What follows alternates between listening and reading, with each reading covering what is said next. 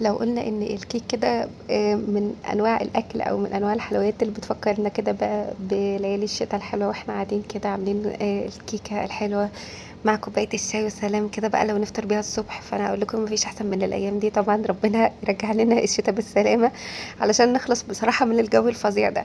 وانا النهارده في وصفه النهارده ما لقيتش ان انا يعني احسن من ان انا اعمل لكم كيكه كده جميله قوي. كيكة الجدات، الكيكة اللي كانت تيتا كده او جدتنا او نينتنا او ستنا يعني يعملوا لنا بقى الكيكة الجميلة دي كده، ويعملوها كمان يعني ايه لو ما فيش مضرب ممكن كمان يستخدموا ايديهم وهم بيعملوها. فما كانش في احسن من كده بصراحة يعني.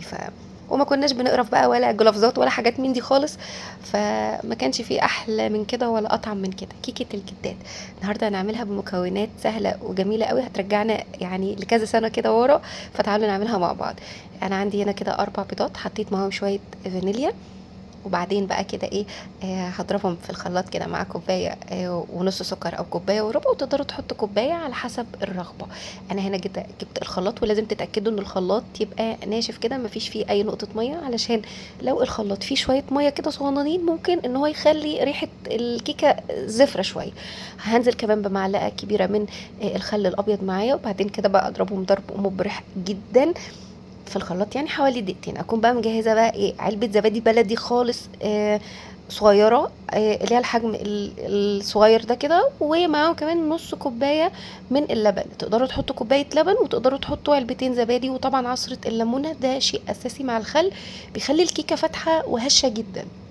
اضربهم تاني كده في الخلاط ضرب برضو مبرح، وبعدين انزل عليهم بحوالي كوبايه الا ربع من الزيت، وانزل سرسوب. يعني انا حطيت كل الزيت هنا مع بعضه علشان انا ما كنتش مشغله الخلاط في مكان التصوير، فيفضل ان انتوا تنزلوا الزيت سرسوب كده عشان بيخلي الكيكه هشه اكتر وانتوا مشغلين الخلاط.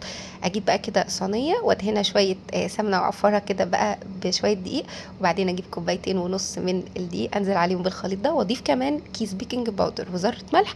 والمكون اللي هيخلي برضو الكيكه فاتحه جدا معلقتين كبار من النشا. ابتدي ان انا اقلب كله على بعضه. بتخلص يا جماعه حرفيا في 5 دقايق. انا بضرب كله على بعضه في الخلاط، وبعدين بقلب كده بالويسك زي ما انتوا شايفين او بالمضرب اليدوي. بعدين بقى كده ابتدي ان انا افضيها لحد ما يعني ايه تحسوا ان القوام بتاعنا بقى ناعم كده وفاتح وحلو قوي. ابتدي ان انا افضيها في الصينيه. ومعلومه كده حلوه صغننه، كل ما تصغروا مقاس الصينيه او حجم الصينيه اكتر، كل ما الكيكه تبقى مرتفع اكتر، وتبقى يعني ايه في العلو كده اللي احنا كلنا بقى بنحبه كده زي علو الكيكات بتاعت زمان. ابتدي كده ان انا اخرج الهواء من الكيكه، وبعدين ادخلها على الفرن 180 درجه، او على حسب الفرن بتاعكم. لو العالي يعني ايه خلوها على 160.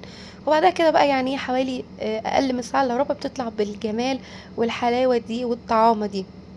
كل اللي احنا بنكون محتاجينه بقى في الوقت ده ان احنا عايزين بقى كوبايه شاي او كوبايه شاي بلبن، ومحتاجين بس ان حراره الجو تنزل شويه عشان نقدر كده نشربها بمزاج ونفتكر كده ايام زمان واحنا قاعدين كده حوالين جدتنا وقاعدين بناكل الكيكه اللي بتعملها لنا، او بقى كيكه يوم الجمعه واحنا قاعدين بقى كده في التجمعات العائليه، ونرجع كده بالذكريات لورا ونفتكر الايام دي. اتمنى ان الوصفه تكون عجبتكم. وصفه سهله وبسيطه جدا. وقولوا لي برضو تركاتكم في الكيكه، انتوا بتعملوها كده ولا بتعملوها بأني طريقه؟ اكتبوا لي ده في الكومنتات. هستنى رايكم وهستنى التفاعل بتاعكم. لو الوصفه عجبتكم ما تنسوش اللايك والشير والاشتراك في القناه، وسيبوا لي كده كومنت حلو علشان يعني الكومنت بتاعكم بيفرحني جدا، وخصوصا لو انتوا كمان جربتوا الوصفه وعجبتكم. فهستنى رايكم واشوفكم على خير الوصفه الجايه. باي باي.